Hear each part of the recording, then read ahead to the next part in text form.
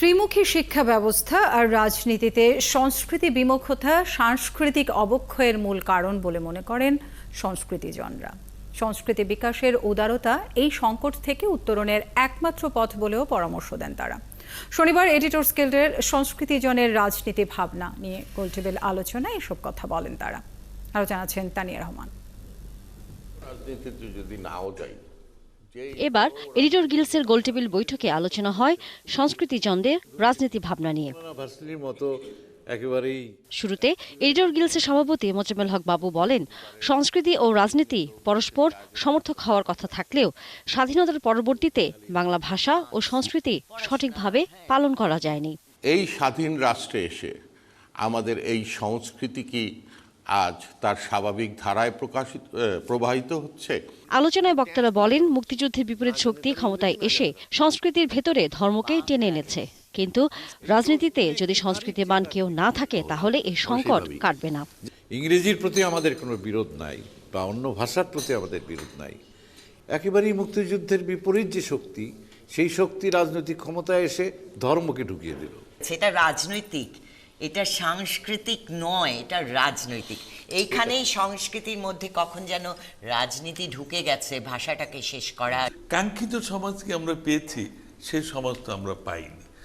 এর কারণ হলো আমার বিবেচনা রাষ্ট্রকে নিয়ন্ত্রণ করা রাজনৈতিক শক্তি।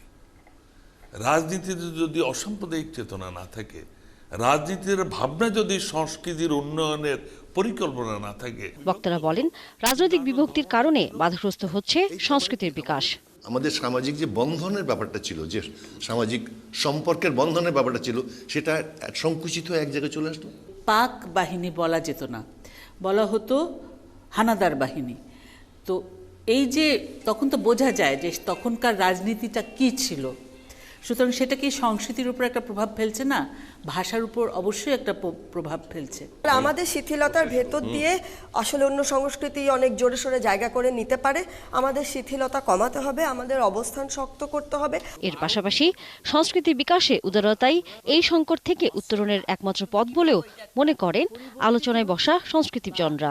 এই আবেগ থেকে বেরিয়ে গেল, কেউ জোর করে টেনে বের করে নিয়ে গেছে নাকি আমি বার করেছি, পরিবেশ এবং পরিস্থিতি আমাকে বিচ্ছিন্ন করেছে। এবং আমি যেসব বিষয়ে এখন উৎসাহী হচ্ছি সেসব ক্ষতিরই অংশ। উৎসাহর হয়তো অভাব নেই, কিন্তু অর্থনৈতিক বিষয়টা আমার মনে হয় চিন্তা করার সুযোগ আছে। যেখানে অর্থনীতির প্রভাবটা পজিটিভ, সেই জায়গায় আপনি দেখবেন আকর্ষণ বেশি। একই সাথে বাংলা ভাষা ও সংস্কৃতি রক্ষায় একসাথে কাজ করার তাগিদ দেন তারা।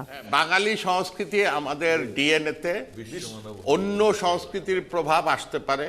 আমাদের বিশ্বাস, তার দল, তার জোট এবং সামগ্রিক জনগোষ্ঠী একসাথে কাজ করে আমাদের বাংলাকে রক্ষা করতে হবে। তানিয়া রহমান, ৭১, ঢাকা।